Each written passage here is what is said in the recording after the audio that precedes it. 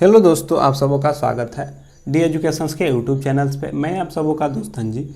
आज फिर से हम लोग जुड़ चुके हैं एक नए सेशन के साथ। और इस सेशन का जिस सेशंस को आपको कि हर रोज़ से इंतज़ार रहता है कि कब रात्रि 9 बजे, जिसमें कि हम लोग साइंस का अपना प्रैक्टिस कर सकें।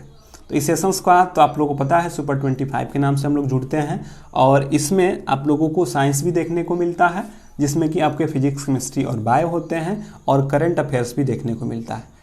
तो और यह क्लास आपका सोमवार से लेकर शनिवार तक रात्रि 9 बजे आता है। हम लोगों का क्लास ऐसे क्या आता है, तो एक क्लास आपका 8:30 पे आता है।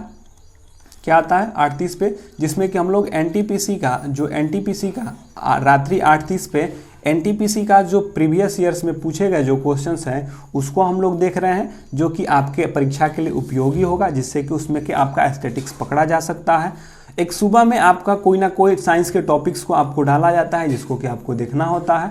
फिजिक्स का, केमिस्ट्री का या बायो का कोई एक टॉपिक डाला जाता है, जिसमें कि उस टॉपिक से जितने भी क्वेश्चंस रेलवे के पूछे गए हैं वे सारे के सारे होते हैं। और एक और वीडियो लेके आना चाह रहे हैं, सोच रहे हैं कि 1000 से 1500 के आपके करंट अफेयर्स का एक सेशंस करवा दें, जो कि आपका साल भर के जो वार्षिकांक में जो बन सकते हैं क्वेश्चंस वे सारे के सारे क्वेश्चंस हो। तो उसको भी सोच रहे हैं लेके आने के लिए, तो वो भी लेकर जल्दी आएंगे। तो आप लोग इस सेशन के साथ जुड़े रहिए और इस चैनल के साथ जुड़े रहिए, और इस डी एजुकेशंस के फैमिली को आप लोग बढ़ाते रहिए और ज़्यादा से ज़्यादा संख्या में जुड़ते रहिए। तो आप जुड़ते ही क्लास को शेयर कर दीजिए और देखते हैं क्लास में आज कौन से क्वेश्चंस बने हैं। तो फटाफट से आप लोग एक बार शेयर कर दीजिए दबा के, और उसके बाद हम लोग क्लास को स्टार्ट कर देते। चलिए तो मेरे भाई स्टार्ट करते हैं। आज का यह रहा 45 सेट का पहला क्वेश्चन। आपको बताना है कि भार का एसआई इकाई क्या है। भार का आपको बताना है कि एसआई इकाई क्या है, ठीक ना। मतलब कि भार का एसआई इकाई किसके इकाई के बराबर होता है, यानी भार का एसआई मात्रक और किसका एसआई मात्रक समान होता है। समान जब भी कहे तो आपको पता है कि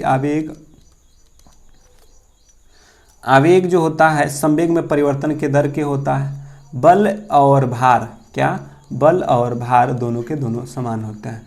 त्वरण का अलग होता है, द्रव्यमान का कोई नहीं। त्वरण का तो होता है मीटर प्रति सेकेंड होता है, मीटर प्रति सेकेंड स्क्वायर। द्रव्यमान का होता है केजी।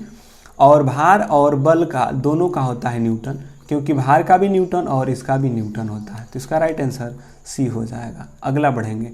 1 किलोवाट में कितना होता है? 1 किलोवाट, आप लोग बताइए 1 किलोवाट में कितना होता है? 10, 100 या 1000 जूल पर, यहाँ पर सेकेंड इनवर्स है। 1 किलोवाट में कितना होता है, ऐसे करके है बताइए। मतलब कि जूल पर सेकेंड है, जूल पर सेकेंड है। तो मेरे भाई 1 किलोवाट बराबर 1000 वाट, यानी 1 वाट, क्योंकि आपको पता है कि वाट जो होता है शक्ति, जो होता है शक्ति को हम वाट कहते हैं या जूल पर सेकेंड कहते हैं। तो 1 किलोवाट में कितना होता है? तो 1000 वाट होता है। 1000 वाट होता है, और वाट 1000 वाट होता है, तो 1000 वाट को हम जूल पर सेकेंड भी लिखते हैं, तो जूल पर सेकेंड हो जाएगा। अगला, किसी वस्तु पर किया गया कार्य निम्नलिखित में से किस पर निर्भर नहीं करता है। कोई वस्तु है, आपका कार्य कर रहे हैं, तो किस पर निर्भर नहीं करता? प्रयुक्त बल पे, द्रव्यमान पे, विस्थापन पर, बल और विस्थापन के बीच के कोण पर, किस पर निर्भर नहीं करता है? जल्दी से बताएंगे। तो मेरे भाई आपको कार्य पता होता है कि कार्य जो होता है बल गुणे विस्थापन होता है, और बल और विस्थापन के बीच का थीटा होना चाहिए।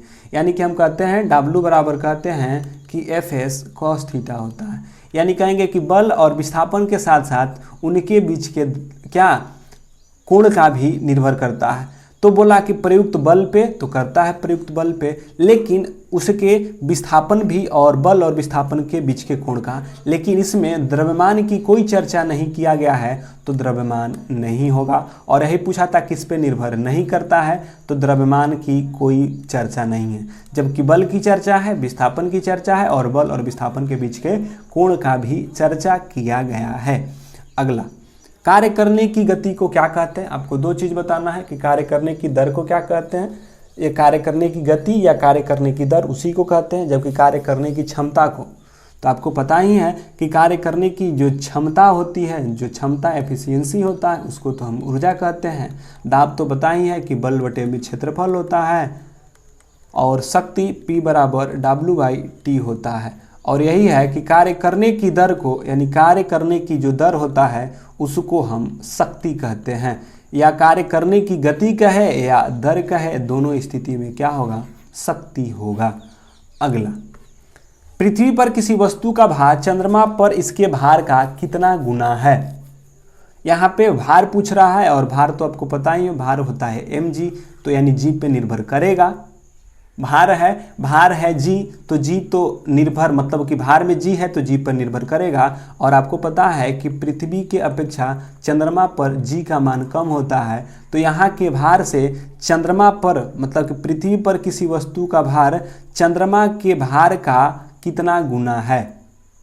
तो पृथ्वी, देखिए, क्योंकि पृथ्वी, याद रखना है कि पृथ्वी पर कोई वस्तु आपका 10 kg का है या 60 kg का है, तो वहाँ पे आपका कितना हो जाना है, 10 का।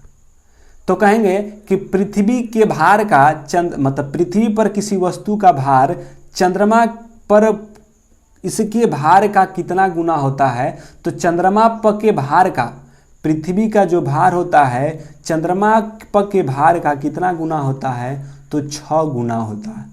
कितना होता है, 6 गुना होता है। तो यहाँ मत फंसिएगा, क्योंकि पूछा है कि चंद्रमा पर के भार का कितना गुना होता है पृथ्वी पर भार, तो 6 गुना। अगर कहता है कि पृथ्वी का भार का चंद्रमा पर कितना गुना होता है, तो 1/6 होता है, क्योंकि यहाँ पे 60 हो जाता है तो वहाँ पे 6 हो जाता है, तो इसका राइट आंसर 6 हो जाएगा।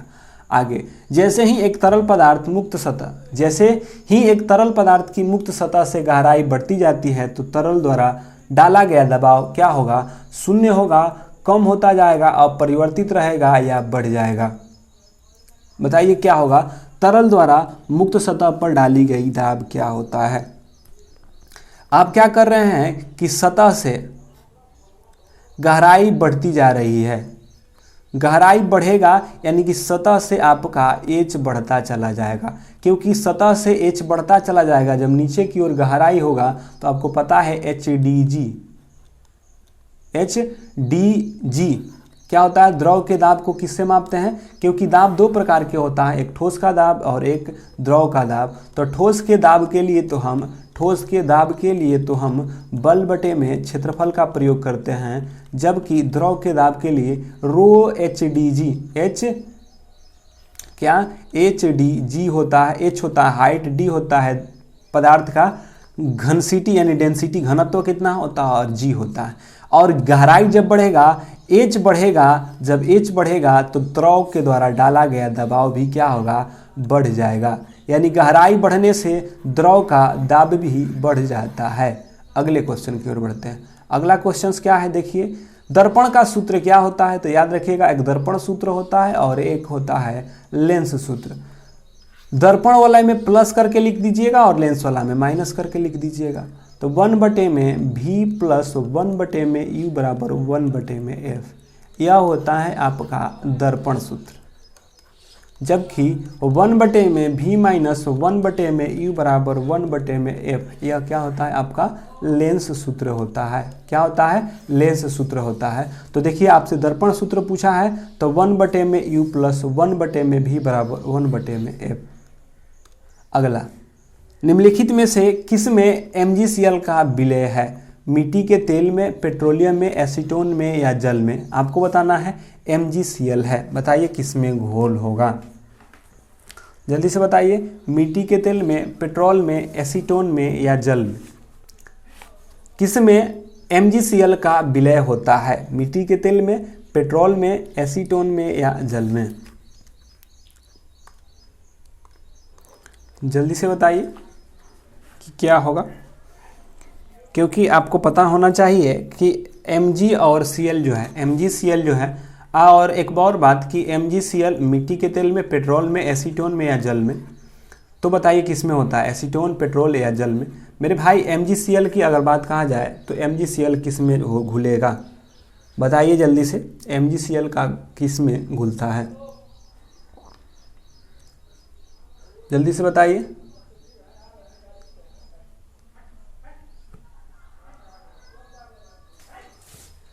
तो जो MgCl होता है, जो MgCl होता है, और एक और बात, MgCl कोई कार्बनिक यौगिक है नहीं कि एसीटोन में घुलेगा, एसीटोन तो होगा नहीं। मिट्टी का तेल और पेट्रोल में कोई घुलने की चांसेज नहीं होता है, जबकि जल में घुलने की चांसेज है। तो याद रखिएगा कि जो MgCl होता है किस में घुलता है, तो जल में घुलता है। आगे बढ़ते हैं अगले क्वेश्चन की ओर। उच्च तापमान पर प्रयुक्त करने के लिए इलेक्ट्रिक तापमान उपकरणों में सामान्यतः प्रयोग में किसको लाया जाता है? मतलब कि जो घर में इलेक्ट्रिक तापमान होता है, जैसे घर में आप हीटर का प्रयोग करते हैं, जो हीटर का प्रयोग करते हैं तो वह किस प्रकार का, मतलब कि तापमान, मतलब कि किस प्रकार के उपकरणों में किस प्रकार का सामान्यतः प्रयोग होता है?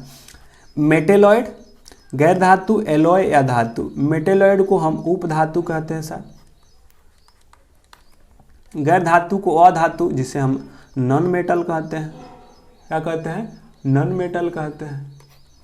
और धातु को तो आपको पता ही है कि मेटल कहते हैं। एलॉय जो होता है इसको हम मिश्र धातु कहते हैं। क्या कहते हैं? मिश्र धातु कहते हैं। अब करिए आंसर कि जो घर में इलेक्ट्रिक तापमान के जो उपकरण बनते हैं उसमें हम किसका प्रयोग करते हैं? तो मेरे भाई हमेशा बताते हैं क्योंकि जल्दी ऑक्सीकृत ना हो, जल्दी गले ना, उसके लिए हम मिश्र धातु का प्रयोग करते हैं। कोई भी धातु जो है जल्दी ऑक्सीकृत ना हो, जल्दी गले ना, इसके लिए हम किसका प्रयोग करते हैं? तो मिश्र धातु का। और घर में जो नाइक्रोम, जो आपका हीटर उटर का जो बनता है तार, वह किसका बना होता है? नाइक्रोम का बना होता है। और नाइक्रोम भी क्या, मतलब कि आपका जो नाइक्रोम का तार होता है लोहा निकल क्रोमियम से मिलकर बना होता है। तो सारे के सारे क्या होते हैं? मिश्र धातु। तो जो आपके हीटिंग के रूप में जो प्रयोग में लाए जाते हैं वे आपके एलॉय यानी कि मिश्र धातु का प्रयोग किया जाता है। तो आप इंग्लिश भी ध्यान में रखिएगा। एल्युमिनियम के परमाणु द्रव्यमान 27 है और एल्युमिनियम के 54 ग्राम के मौजूद अणुओं की संख्या कितनी होगी? आपको बताना है। एल्युमिनियम की अगर परमाणु द्रव्यमान 27 है और तो बताइए कि 54 ग्राम में कितने अणु मौजूद होंगे? तो ये तो सिंपल ही है, कोई भी बना देगा। जल्दी से बनाइए कि इसको भी नहीं बना पाइएगा। कम से कम इतना तो आपको साइंस आना चाहिए जो कि आप ऐसे क्वेश्चनों को देखते ही टैकल कर सकें। तो इस प्रकार के क्वेश्चंस को आप छोड़ना नहीं है, आपको इस प्रकार के क्वेश्चंस को उड़ा देना है ताकि आए तो फिर अगले बार आने का नाम न ले। तो देखते हैं कितने लोग उड़ाते हैं और कितने लोग इसमें उड़ जाते हैं। तो जल्दी जल्दी से करेंगे और क्लास में हम लोग फटाफट से स्टार्ट करके हम लोग क्लास को जल्दी जल्दी खींच रहे हैं जिससे कि पता चल सके। मेरे भाई आपको पता है एल्युमिनियम का तो खुद परमाणु द्रव्यमान दे दिया है और यह 54 ग्राम है। एक अणु की संख्या जब एक एल्युमिनियम रहता है तो 27 है, तो 54 रहेगा तो कितना होगा? तो बस 54 में क्या करेंगे? 27 से भाग कर दीजिए। 27 दूना के 54, कितने अणु हो जाएंगे? 2 हो जाएंगे। ठीक है, तो 27 जब द्रव्यमान होता है तो एक अणु, इसलिए 54 पे निकाल दीजिए। 1 बिलियन में 320 ग्राम की मात्रा के सामान्यतः नमक की मात्रा 32 ग्राम है, तो द्रव्यमान में प्रतिशत द्वारा द्रव्यमान के संद्रण में विलयन की सांद्रता क्या होगी? बिलियन से आपका टोटल के टोटल क्वेश्चंस के लिए आपका जो बिलियन चैप्टर है, बिलियन चैप्टर को आपको जितने भी आपके रेलवे के द्वारा अभी फिलहाल में जो क्वेश्चंस बने हैं, जो लेटेस्ट पैटर्न पे मानते हैं कि जो 17-18 में जो क्वेश्चंस बने हैं, 16, 17, 18, 20, सारे के सारे क्वेश्चंस आपके बिलियन के करा दिए गए हैं। आप जाइए वहाँ पे प्लेलिस्ट में, प्लेलिस्ट के केमिस्ट्री वाले सेक्शन में जाइएगा, वहाँ पे आपके टॉपिक्स लिखा होगा विलियन, और उस बिलियन को देख लीजिए। बिलियन का लगभग 12 या 13 मिनट का क्वेश्चन है, 12 या 13 मिनट का वीडियो है जिसको कि आप जाके ज़रूर देखेंगे और आपको डिस्क्रिप्शन बॉक्स में भी दे दिया जाएगा, जाके चाहे आप वहाँ से जाके चेक कर लीजिए। जाके आप जिनको देखना है बिलियन का टोटली के टोटली क्वेश्चंस करा दिए गए हैं, आप वहाँ से जाके चेक कर सकते हैं। केमिस्ट्री में प्लेलिस्ट के केमिस्ट्री वाले सेक्शंस में बिलियन में मिल जाएगा। और ये सारे के सारे जितने भी बिलियन से क्वेश्चंस बने हैं, कौन कौन से क्वेश्चंस बने हैं, सारे करा दिए गए हैं। आइए इसको देखते हैं। बिलियन में पानी 320 ग्राम की मात्रा में सामान्यतः नमक की मात्रा 32 ग्राम है, तो बताइए संद्रण क्या होगा? मेरे भाई हमेशा बताते हैं कि 3 चीज होता है, एक होता है विलेय, ठीक है, एक होता है विलायक और एक होता है विलयन। विलेय और प्लस विलायक बराबर होता है विलयन। विलेय और विलायक को मिलने से जो बनता है वह विलयन होता है। विलय जिसकी मात्रा कम होगी वह होता है विलय, जिसकी मात्रा अधिक होगी वह होता है विलायक, और दोनों को मिला देने से हम विलयन बनते हैं। और देखिए कह रहा है कि एक विलयन में पानी 320 ग्राम है, मतलब यह जो विलयन है उसमें पानी जो है 320 ग्राम है और सामान्य नमक 32 ग्राम है, मतलब कि 32 ग्राम डाल रहा है। तो बताइए, देखिए विलय क्या है, कम है, विलायक क्या है, अधिक है, और दोनों से मिलाकर विलयन बनता है। अब रहा बात कि सांद्रता को कैसे निकालते हैं, तो सांद्रता के लिए होता है, सांद्रता के लिए हम लोग निकालते हैं विलय, मतलब कि जिसकी संख्या कम है, बटे में विलयन, विलयन मतलब विलय प्लस विलायक गुणे 100 करना होता है। तो मेरे भाई यहाँ से आप गुणा भागा करिए और रखिए कितना दिया हुआ है, तो बस आप इसको फिल कर दीजिए। कितना दिया हुआ है, तो 32 दिया हुआ है, तो 32 ऊपर रख लीजिए, 32 प्लस 320 आप प्लस 32 गुणे 100। अब इसको काटा पीटी कर दीजिएगा तो कितना हो जाएगा, 3200 बटे में कितना, 352, 352 है। अब जब इसको काटिएगा तो कितने बार में जाएगा, इसको काटिएगा तो कितने बार में जाएगा, काट लीजिएगा, लगभग लगता है कि, चलिए तो जब इसको कटाइएगा ना 3200 को कितने से, जब आप 3200 को 352 से कटाइएगा तो इसका कट के आ जाएगा 9.09, कितना आएगा 9.09। और इस बिलियन से चैप्टर से डाल दिया गया है, आप उस वीडियो को जरूर देखें जिससे कि आपका टोटली का टोटली क्वेश्चन धराने लगे। अगला 373 केल्विन पर, क्या 373 केल्विन पर 1 डेसीमीटर की क्षमता के पात्र में दी गई क्लोरीन की कौन सी मात्रा न्यूनतम दबाव डालेगी, यानी कितनी मात्रा की न्यूनतम दबाव डालेगी। 273 केल्विन पर 1 डेसीमीटर है, तो बताइए 6.023 गुणे 10 के पावर 21 इतना 0.2 मोल या इतना, जल्दी से बताइए, जल्दी से करिएगा। और यहाँ पे आपका Q है 273 केल्विन पर 1 डेसीमीटर क्यू की क्षमता के पात्र में दी गई क्लोरीन की कौन सी मात्रा न्यूनतम दबाव डालेगी। मेरे भाई आपको क्लोरीन का पता है कि क्लोरीन का परमाणु द्रव्यमान होता है 35.5, कितना होता है 35.5 होता है। जब 35.5 को आप, क्योंकि यहाँ पे एक तो डेसीमीटर में और क्यू दिया हुआ है, क्योंकि एक तो डेसीमीटर है और ऊपर से मीटर क्यू है, तो मीटर के क्यू के लिए तो आपको पहले तो 1000 से भाग करना होगा, कितना से 1000, और यह क्या है 1 0 यहाँ से, तो 1 0 यहाँ से कर लीजिए, ठीक है। तो 1 2 3 4 1 2 3, तो कितना होगा 335 पर 1 0 बिठा के 0 कर लीजिएगा, तो इसका राइट आंसर इतना ग्राम हो जाएगा। अगला बढ़ते हैं, कौन सा मिलान सही है, कौन सा मिलान सही है। एक सेकेंड थोड़ा सा रुक जाइएगा, कुछ छूटा हुआ होगा इसमें जरूर,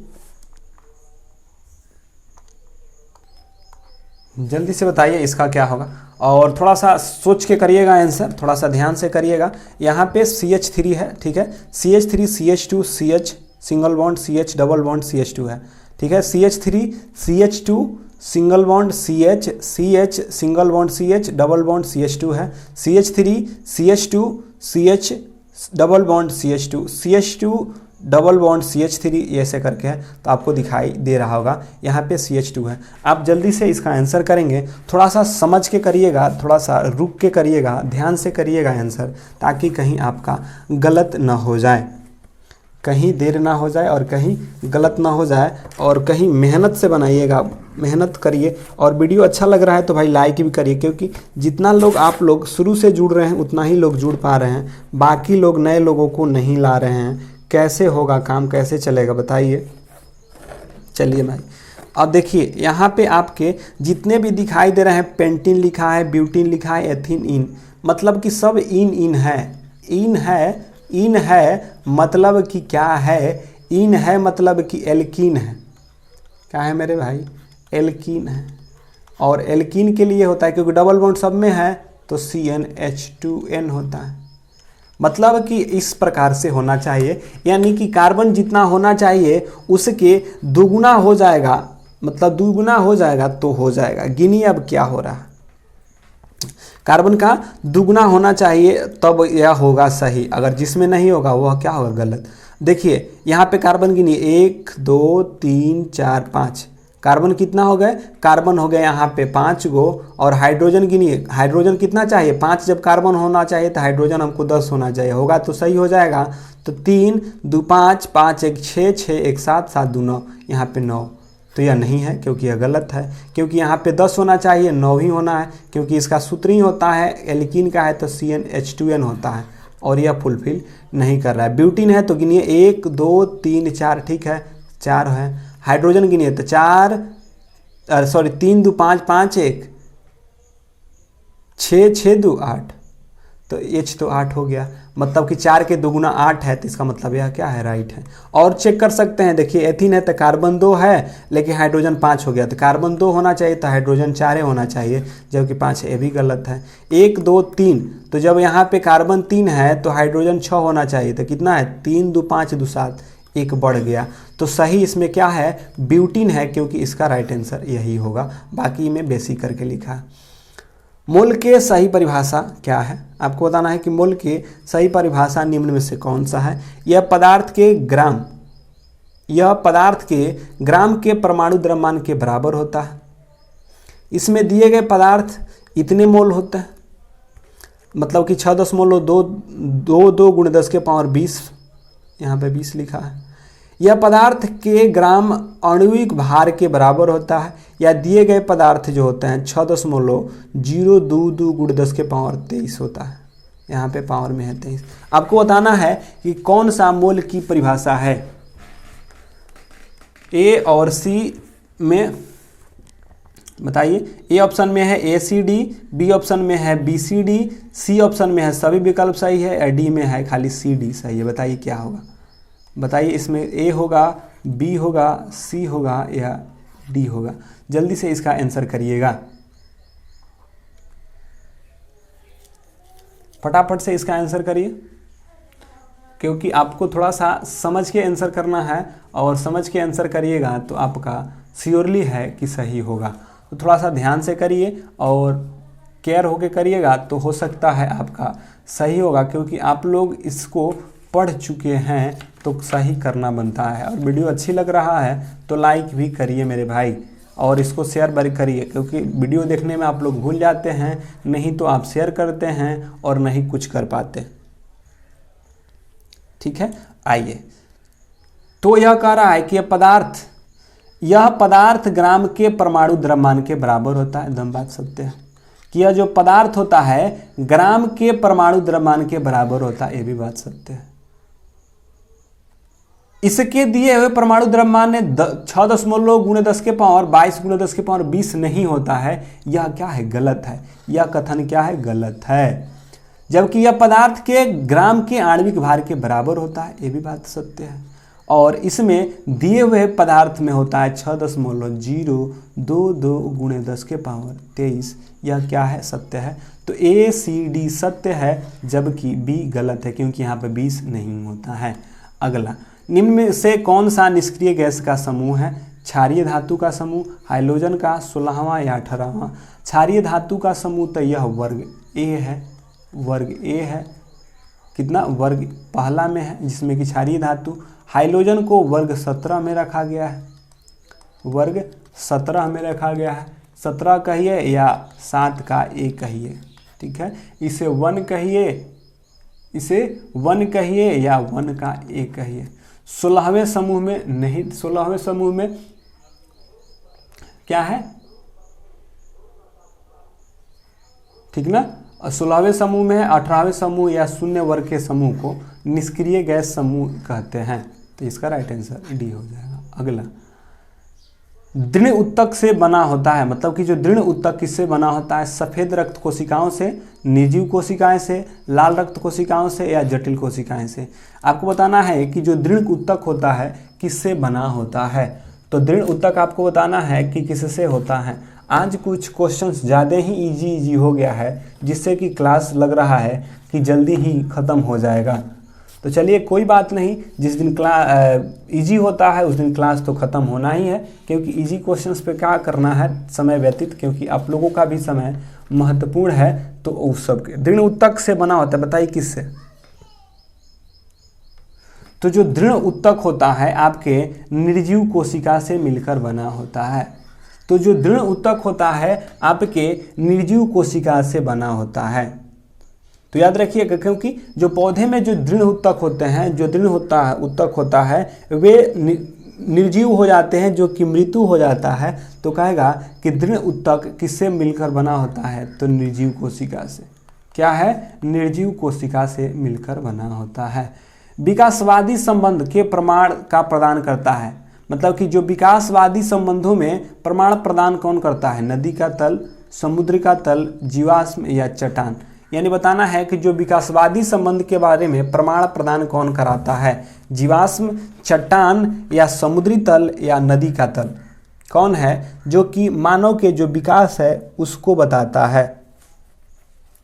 जल्दी से बताएंगे कि मानव के विकास को, यानी कि जो विकासवाद के संबंध में कौन प्रमाण देता है कि ऐसे ऐसे विकास हुआ है। जल्दी से बताएंगे।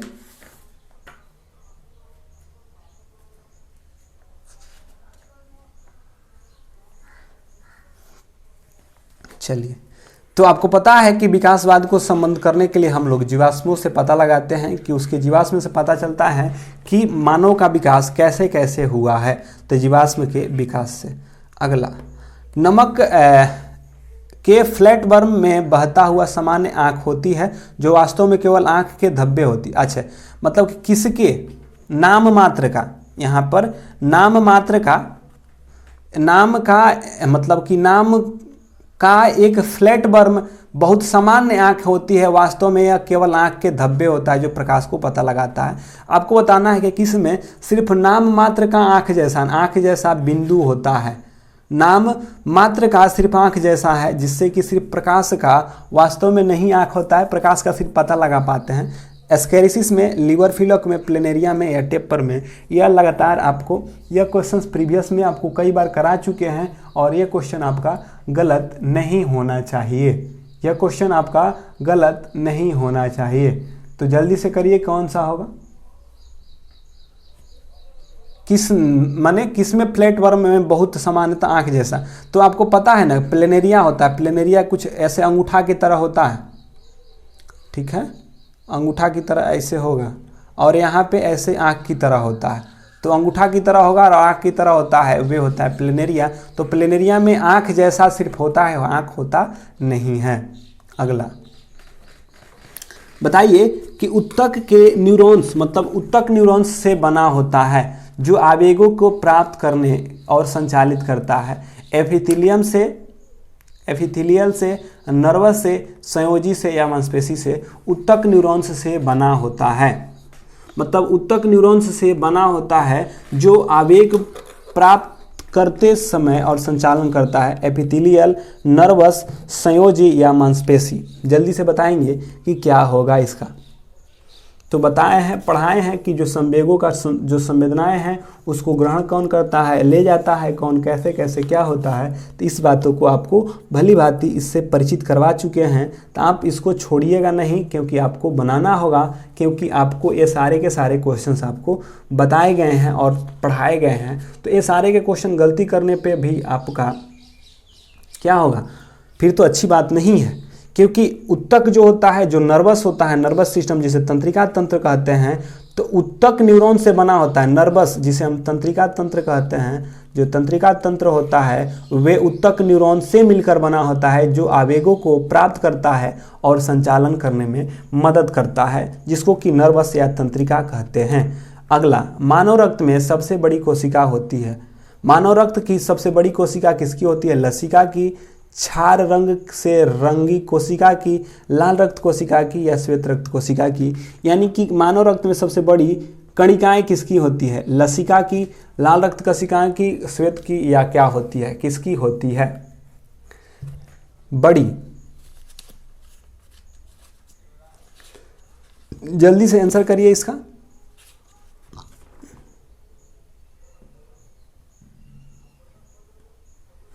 चलिए, तो मानव रक्त में सबसे बड़ी कोशिकाएं सबसे बड़ी कणिकाएं किसकी होती हैं? तो जो श्वेत कणिकाएं होती हैं, जो श्वेत रक्त की जो कणिकाएं होती हैं यह बड़ी होती है। तो मानव रक्त में सबसे बड़ी कणिकाएं श्वेत रक्त की कणिकाएं होती हैं, जिनकी व्यास की अगर बात कहा जाए मेरे भाई, तो यह जिसकी व्यास जो है 12 से 15 माइक्रोमीटर तक होता है।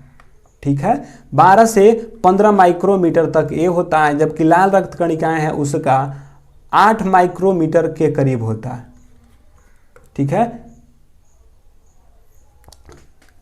अब लाल रक्त कणिकाएं जो होती है बहुत कम, मतलब कि जो इसकी कहेगा कि सबसे बड़ी कोशिकाएं श्वेत रक्त की जो कणिकाएं होती हैं सबसे बड़ी होती हैं, जो कि 12 से 15 माइक्रोमीटर तक की होती है, जबकि लाल रक्त कणिकाएं के 8 माइक्रोमीटर की ही होती हैं। अगला, गले में छल्ले मौजूद होते हैं। अच्छा, गले में छल्ले मौजूद होते हैं उपस्थिति में, एरोल में, जोड़ में या स्नायु में। जल्दी से बताएंगे, कहीं ये क्वेश्चंस कुछ मिस एरर तो नहीं है? देख लेते हैं, आप लोग करिए तब तक से। आप लोग गलत भी दे देंगे तब पर भी आप लोग आंसर करिएगा, क्योंकि आपको पता ही है कि आप लोग पढ़ते बहुत अधिक हैं, तो गलत पर भी आंसर आप लोग देते हैं। यहाँ गले में डैश डैश है, क्या है? गले में डैश डैश छल्ले मौजूद होते हैं उपस्थिति, एरोल, जोड़ या स्नायु। जल्दी से बताएंगे क्या होता है? उपस्थिति, एरोल, जोड़ या स्नायु।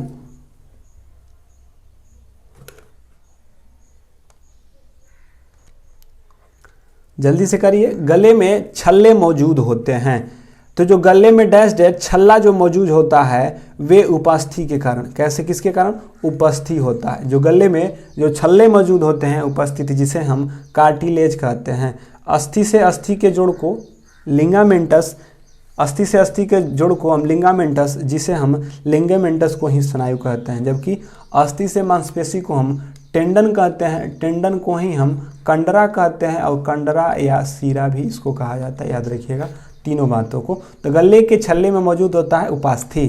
पक्षियों में होता है कितना हृदय? द्विकक्षीय हृदय, 3 कक्षीय हृदय, 4 कक्षीय हृदय या 1 कक्षीय हृदय। तो मेरे भाई याद है कि 2 कक्षीय हृदय तो मत्स्य में होता है, जो मछली उछली होता है। 3 कक्षीय में होता है उभयचर में और सरीसृप में, मतलब एम्फीबियन और रेप्टाइल में, जबकि 4 कक्षीय हृदय स्तनधारी में और पक्षी वर्ग में होता है। तो आपसे पक्षी वर्ग पूछा था, तो पक्षी वर्ग में 4 कक्षीय हृदय होता है। तो ये थे आपके क्या, ये थे आपके करंट साइंस के क्वेश्चंस थे, जो कि आज इजी क्वेश्चंस था, इसलिए थोड़ा जल्दी ही समाप्त हो जाएगा। जिस दिन थोड़ा भास्ट होगा उस दिन समय लगेगा, और जिस दिन इजी होगा उस दिन हम लोग जल्दी जल्दी करते हुए चले जाएंगे। तो ये थे आपके क्या साइंस के क्वेश्चंस थे। अगर वीडियो अच्छी लगी है मेरे भाई तो लाइक कर दीजिएगा। अब हम लोग देखने वाले हैं करंट अफेयर्स के सेशंस को, जो कि आपका प्रैक्टिस सेशंस होता है करंट अफेयर्स का। तो बताइए करंट अफेयर्स के प्रैक्टिस सेशंस में हम देखते हैं कि कैसे कैसे क्वेश्चंस और कौन कौन से क्वेश्चंस जो हैं बने हैं। तो चलिए देखते हैं आज के। अगर वीडियो अच्छा लगे तो लाइक कर दीजिएगा। चलिए देखते हैं आज का क्वेश्चंस क्या बना है। ये रहा आपको आज का क्वेश्चन। चमोली देवी पुरस्कार 2020 से किसे सम्मानित किया गया है? प्रिया चक्रवर्ती को या किसको?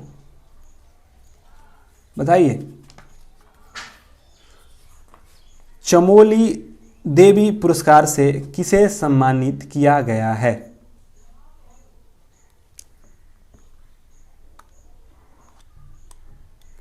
ठीक है, बताइए। चमोली देवी पुरस्कार 2020 से किसे सम्मानित किया गया है? प्रिया चक्रवर्ती को, कृति करंत को, सौम्या शर्मा को या नीतू सिंह को? तो चमोली देवी पुरस्कार 2020 किसे सम्मानित किया गया है? तो यह है आपके नीतू सिंह को।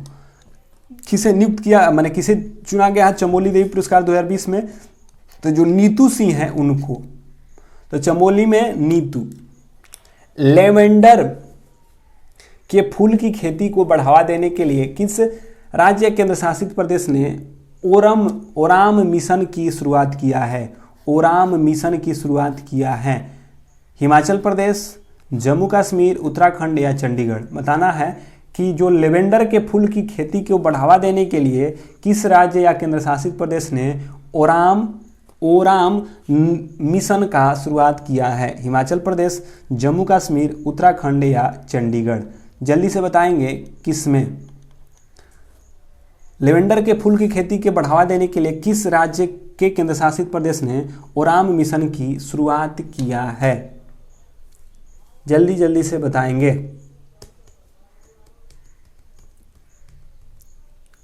चलिए, ये है आपके लेवेंडर, जम्मू कश्मीर। लेवेंडर के फूल की खेती के लिए जम्मू कश्मीर।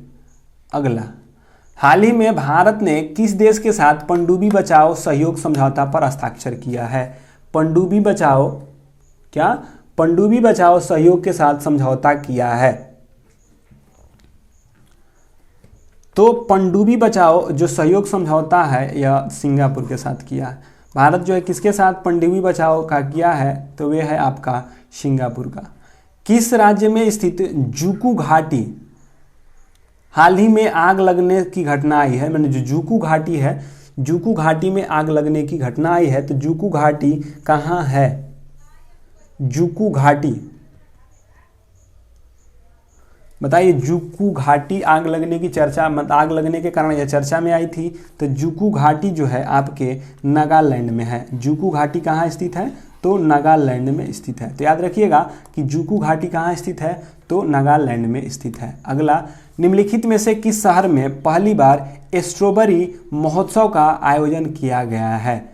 यानी किस शहर में पहली बार स्ट्रॉबेरी महोत्सव का आयोजन किया गया है? लखनऊ में, झांसी में, चंडीगढ़ में या कानपुर में?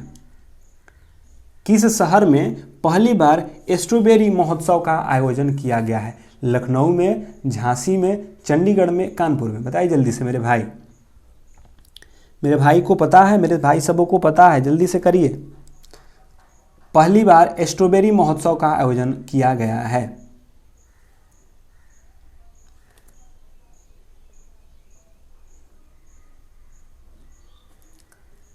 चलिए जल्दी जल्दी से करिए। स्ट्रॉबेरी महोत्सव,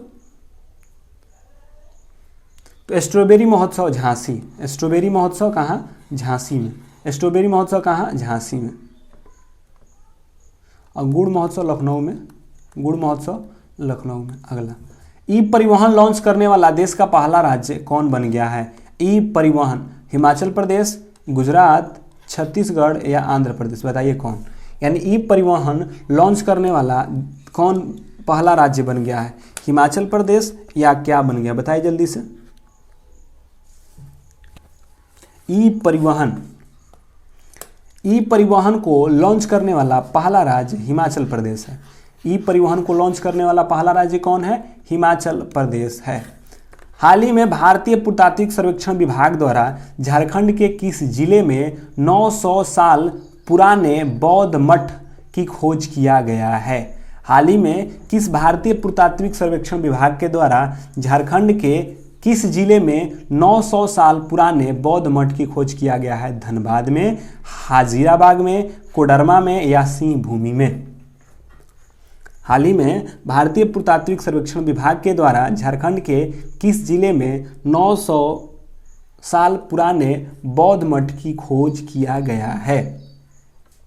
बताइए। 900 साल पुराना है बौद्ध मठ, तो यह है आपके हजारीबाग में। तो याद रखिएगा कि 900 साल पुराने बौद्ध मठ की खोज हजारीबाग में किया गया है।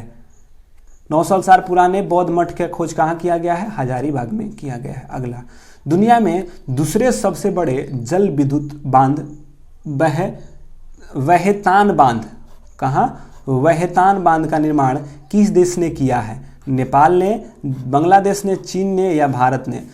दुनिया का दूसरा सबसे बड़ा जल विद्युत बांध नेपाल, बांग्लादेश, चीन या क्या होगा? बताइए। दुनिया का दूसरा सबसे बड़ा जल विद्युत बांध जिसका नाम है वहेतान बांध। वहेतान बांध जो बनाया है वे चीन बनाया है। तो दुनिया का दूसरी सबसे बड़ा जल विद्युत बांध वहेतान चीन के द्वारा बनाया गया है। अगला, राष्ट्रीय मुद्रीकरण पाइपलाइन किस अवसंरचना के लिए शुरू की जाएगी? राष्ट्रीय मुद्रीकरण पाइपलाइन किस अवसंरचना के लिए शुरू की जाएगी? ब्लैक फील्ड के लिए, ब्राउन फील्ड के लिए, येलो फील्ड के लिए या रेड फील्ड के लिए? राष्ट्रीय मुद्रीकरण पाइपलाइन किस अवसंरचना के लिए विकसित की जाएगी? ब्लैक फील्ड के लिए, ब्राउन फील्ड, येलो फील्ड या रेड फील्ड? राष्ट्रीय मुद्रीकरण पाइपलाइन ये है आपके ब्राउन फील्ड के लिए। किसके लिए? तो ब्राउन फील्ड के लिए। अगला, हाल ही में किस मंत्रालय के द्वारा डीप ऑपरेशन मिशन की शुरुआत किया गया है? डीप ऑपरेशन, कौन सा ऑपरेशन? तो जो डीप ऑपरेशन है, डीप ऑपरेशन मिशन की शुरुआत किया गया है। तो याद रखिएगा, हाल ही में किस मंत्रालय के द्वारा डीप ऑपरेशन मिशन की शुरुआत किया गया है? तो पर्यावरण मंत्रालय, पृथ्वी मंत्रालय, संयुक्त राष्ट्र पर्यावरण, मतलब कि किस मंत्रालय के द्वारा डीएपओ मिशन की शुरुआत किया गया है? पृथ्वी मंत्रालय, संयुक्त राष्ट्र पर्यावरण मंत्रालय या कृषि? डीओप मंत्रालय।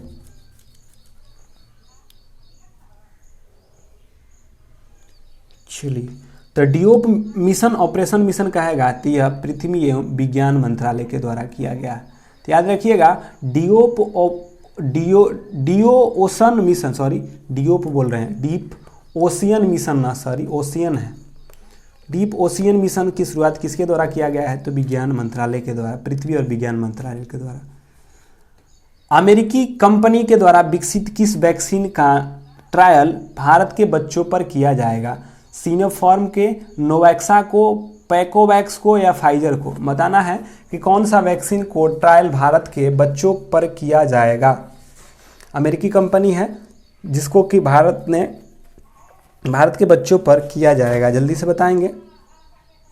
तो पता है आपको कि जो नोवैक्स है भारत में कोवैक्स के नाम से जाना जा रहा है। तो नोवैक्स जो है अमेरिका द्वारा विकसित है वैक्सीन, जो बच्चों के ट्रायल किया जाएगा, भारत में कोवैक्स के नाम से बेचा जा रहा है और इसको दिया जा रहा है। अगला, वैश्विक शांति सूचकांक के संबंध में कौन सा सही नहीं है? इसमें प्रथम स्थान आइसलैंड का प्राप्त हुआ है, यह 135वां स्थान प्राप्त है और 2020 में यह 40वां स्थान है। तो बताना है कि कौन सा सही नहीं है। तो बताइए कि भारत का इसमें प्रथम स्थान है, प्रथम स्थान पे इसमें आइसलैंड है 21 में, भारत का इसमें 35वां स्थान है वर्तमान में और 20 में 140वां था। तो आपको बताना है कौन सा कथन सही नहीं है।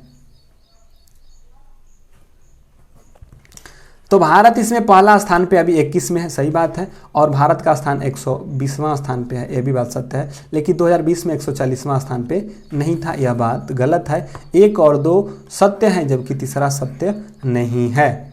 अगला बताइए कि निम्नलिखित में से किस राज्य सरकार के द्वारा युवाओं तथा महिलाओं के उद्यमिता को बढ़ाने के लिए मुख्यमंत्री उद्यमी योजना की शुरुआत किया गया है? मुख्यमंत्री उद्यमी योजना की शुरुआत किया गया है बिहार सरकार के द्वारा, मध्य प्रदेश, उत्तर प्रदेश या झारखंड?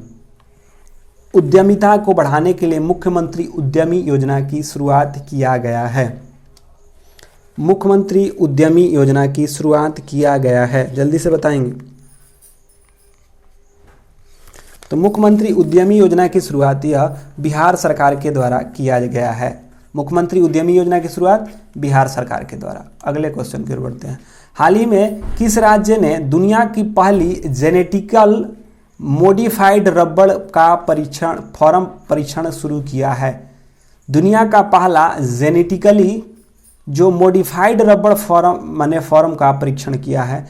आंध्र प्रदेश, केरल, असम या तमिलनाडु? जल्दी से बताएंगे कि कौन?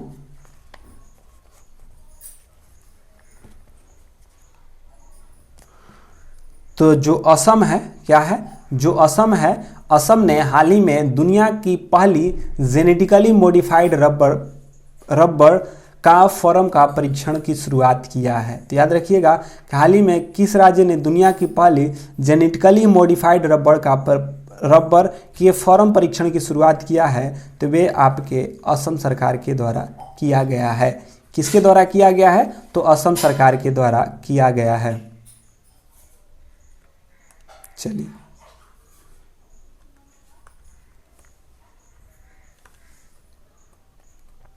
आइए अगले। हाल ही में ओलंपिक खेलों में भाग लेने वाले दुनिया का पहला ट्रांसजेंडर एथलीट लरील हार्बर्ड का संबंध किस देश से है? लरील हार्बर्ड जो लरील हार्बर्ड हैं, इनका संबंध किस देश से है? बताइए। ऑस्ट्रेलिया से है, न्यूजीलैंड से है या ब्रिटेन से है? बताइए किससे संबंधित हैं? लारील हार्बर्ड, यानी ट्रांसजेंडर हैं जो कि भाग लिए हैं, और यह किससे संबंधित हैं, यानी किस देश से? ओलंपिक में भाग लेने वाले। तो यह हैं आपके न्यूजीलैंड के। कहाँ के हैं? तो न्यूजीलैंड के हैं। कहाँ के हैं? तो न्यूजीलैंड के। याद रखिएगा कि हाल ही में ओलंपिक खेलों में भाग लेने वाले जो ट्रांसजेंडर हैं उनका नाम है लारील हार्बर्ड। उनका संबंध किस देश से है? तो न्यूजीलैंड से है। अगले क्वेश्चन की ओर बढ़ते हैं। हाल ही में केंद्र सरकार ने किस केंद्र शासित प्रदेश में हाइड्रोकार्बन परियोजना को प्रस्ताव दिया है? मतलब बताना है कि कौन सा आपका केंद्र शासित प्रदेश है, कौन सा वह केंद्र शासित प्रदेश है जिसमें कि हाइड्रोकार्बन जो हाइड्रोकार्बन परियोजना है उसको जम्मू कश्मीर, मालदीव, लद्दाख या पुदुचेरी। बताना है कि हाइड्रोकार्बन जो परियोजना है किसके द्वारा चलाया जा रहा है? हाइड्रोकार्बन परियोजना, तो जो हाइड्रोकार्बन परियोजना है ये आपके पुदुचेरी के द्वारा चलाया जा रहा है। याद रखिएगा कि हाइड्रोकार्बन परियोजना किस केंद्र शासित के द्वारा चलाया जा रहा है? तो पुदुचेरी के द्वारा चलाया जा रहा है। अगला, पैरा ओलंपिक खेलों में दिव्यांगजनों को प्रोत्साहित करने के लिए, ठीक है, जो दिव्यांगजन है उसके लिए किस मंत्रालय ने दिव्यांग खेल केंद्र, उसका नाम क्या है? दिव्यांग खेल केंद्र की स्थापना की जाएगी? सामाजिक न्याय और अधिकारिता मंत्रालय, शिक्षा मंत्रालय, खेल युवा मंत्रालय या कौशल विकास एवं उद्यमिता मंत्रालय। दिव्यांग खेल केंद्र की स्थापना किया जाएगा किसके द्वारा? जल्दी से बताएंगे कि दिव्यांग खेलों के केंद्र के लिए किया जाएगा, किसके द्वारा किया जाएगा? दिव्यांग खेल केंद्र स्थापना किया जाएगा वे आपके सामाजिक और न्याय और अधिकारिता मंत्रालय के द्वारा। किसके द्वारा किया जाएगा? सामाजिक न्याय और अधिकारिता मंत्रालय के द्वारा आपका दिव्यांग खेल केंद्र स्थापित किया जाएगा। तो इस बातों को आप ध्यान में रखिएगा कि दिव्यांग खेलों की शुरुआत किसके द्वारा किया जा रहा है? तो सामाजिक न्याय और अधिकारिता मंत्रालय के द्वारा। अगला, हाल ही में भारतीय मूल के किस महिला को यूरोपीय आविष्कार, मतलब कि यूरोप का है, पहला तो यह है महिला के लिए यूरोपीय आविष्कार मतलब कि पुरस्कार 2021 से सम्मानित किया गया है। तो याद रखिएगा महिला यूरोपीय आविष्कार पुरस्कार से सम्मानित किया गया है मेघा राजगोपालन को, आकांक्षा अरोड़ा को, सुमित मित्रा को, काम्या सेरिगिल को। किसको किया गया है? तो याद रखिएगा कि जो यूरोपीय आविष्कार पुरस्कार 2021 से किसको सम्मानित किया गया है? तो वे हैं आपके सुमित्रा मित्रा हैं। तो सुमित्रा मित्रा को किया गया है। तो याद रखिएगा यूरोपीय आविष्कार पुरस्कार से किसे सम्मानित किया गया है? तो सुमित्रा मित्रा को सम्मानित किया गया है। अगले क्वेश्चन की ओर बढ़ते हैं। किस राज्य में 3 दिवसीय त्यौहार रज महोत्सव, जो रज महोत्सव है इसकी शुरुआत किया गया है? रज महोत्सव की शुरुआत कहाँ किया गया है? उड़ीसा में, केरल में, असम में या छत्तीसगढ़ में? रज महोत्सव, तो सबको पता है रज महोत्सव की शुरुआत कहाँ किया गया है? तो जो मेरे भाई यह रज महोत्सव है, पहले तो कौन सा महोत्सव? रज महोत्सव। जो रज महोत्सव है वह कहाँ है? तो यह आपके उड़ीसा में है। कहाँ है? तो उड़ीसा में है।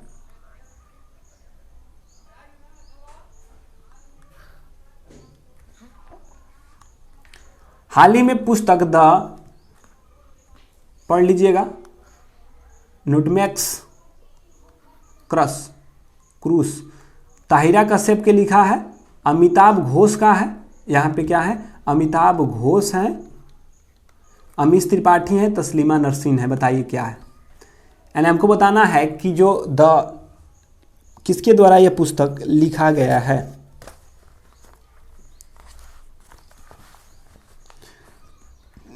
तो यह जो लिखा गया है यह अमीश त्रिपाठी के द्वारा लिखा गया। किसके द्वारा लिखा गया है? अमीश त्रिपाठी के द्वारा। हाल ही में किस शहर में पहला ट्रांसजेंडर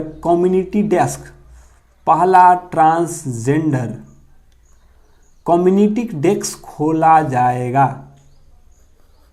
क्या होगा? खोला जाएगा। बताइए कम्युनिटी डेस्क कहाँ खोला जाएगा? मुंबई में, दिल्ली में, चेन्नई में या हैदराबाद में? बताइए कहाँ? जल्दी से बताएंगे कि कहाँ डेस्क खोला जाएगा। ये खोला जाएगा आपका हैदराबाद में। कहाँ? हैदराबाद में। और ट्रांसजेंडर में जो लेने वाली जो भाग थी, एक थी, उनका जो नाम था वे कहाँ से जुड़ी थी? जेनेटिकल मॉडिफाइड हो गया असम में। और ट्रांसजेंडर जिसका नाम क्या था? Laurel harboured. कहाँ की थी? तो न्यूजीलैंड की थी, याद रखिएगा। अगला, 28वां ग्रैमी पुरस्कार अपने नाम करने वाले पहली महिला कौन बन गई हैं? 28वां ग्रैमी पुरस्कार प्राप्त करने वाली पहली महिला बन गई है शाकिरा, मोडोना, बियोंसे या रिहाना? 28वां ग्रैमी पुरस्कार, 28वां ग्रैमी पुरस्कार प्राप्त करने वाली महिला बन गई, उसका नाम क्या है? बियोंसे। क्या नाम है उनका? बियोंसे नाम है उनका। तो 28वां ग्रैमी पुरस्कार पाने वाली जो महिला बन गई है उनका नाम क्या है? तो बियोंसे। क्या नाम है? बियोंसे, बियोंसे नाम है। अगला, हाल ही में किस अरब देश के साथ चीन ने 25 वर्षीय सामरिक सहयोग के समझौता किया है? यानी कि जो चीन ने 25 वर्षीय सामरिक मतलब जो सामुद्रिक है सहयोग के लिए समझौता किया है, 25 वर्षों के लिए समुद्री के लिए समझौता किया है, यह किसके साथ किया है?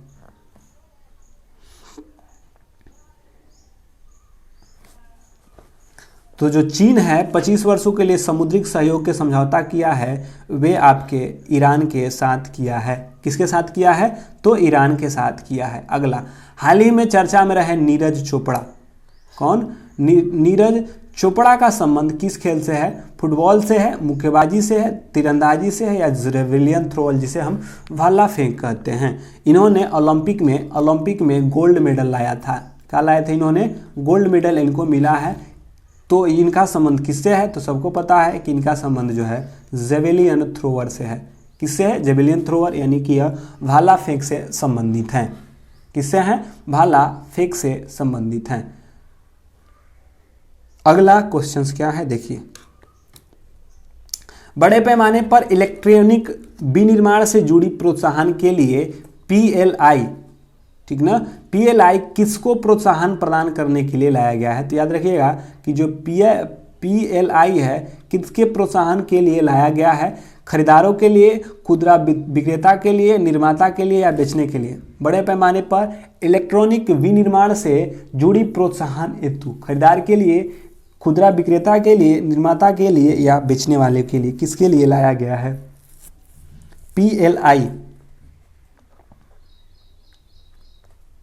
जो PLI किसको प्रोत्साहन प्रदान करने के लिए लाया गया है? किसको? खरीदार के लिए, खुदरा विक्रेता के लिए, निर्माता के लिए या बेचने के लिए? तो यह लाया गया है आपको निर्माताओं के लिए लाया गया है PLI। बन सकता है कि इलेक्ट्रिक विनिर्माण से जुड़ी प्रोत्साहन के लिए PLI किसको प्रोत्साहन के लिए लाया गया है? तो निर्माताओं को के लिए लाया गया है।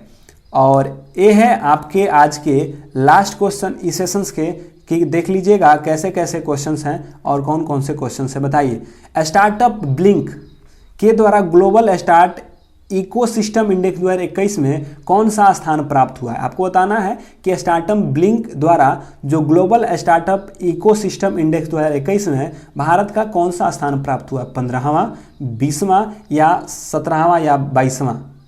बताइए कौन है? स्टार्टअप ब्लिंक, यह नाम याद रखिएगा। स्टार्टअप ब्लिंक ने स्टार्टअप के द्वारा किया गया है। इसमें भारत का कौन सा स्थान है बताना है। भारत इस 2021 में कौन स्थान पे है? 15वां पे है, 20वां पे है या क्या है? तो स्टार्टअप ब्लिंक द्वारा ग्लोबल जो जारी किया गया है इसमें जो भारत का स्थान है वे 20वां स्थान पे है। इस बातों को भी आप ध्यान में रखिएगा। तो ये थे आज आपके ये थे आज आपके लास्ट क्वेश्चन इस सेशंस का। तो इस सेशन को आपको कैसा लगा आप लोग कमेंट करने में ना भूलिएगा, क्यों तो कमेंट में आप लोग करते नहीं हैं। तो आप लोगों को वीडियो कैसा लगा इस बातों को कमेंट बॉक्स में करिएगा। अगर वीडियो अच्छी लगी तो लाइक और शेयर भी कर दीजिएगा ताकि और लोग भी इसे देख सकें। तब तक के लिए आप लोगों को good night, take care, bye bye. और डी एजुकेशन के सर्च, जैसे ही आप डी एजुकेशन सर्च करिएगा वहाँ पे आपको मिल जाएगा, देखने के लिए मिलता है। तो डी एजुकेशन को जब आप सर्च करिएगा तो वहाँ पे आपको मिल जाएगा, देखने के लिए मिलता है। तो तो वहाँ पे जाके आप डी एजुकेशन को सर्च करिए और वहाँ पे आपको देखने को मिल जाएगा। तो चलिए फिर मिलते हैं अगले वीडियो में, तब तक के लिए take care, bye bye, good night.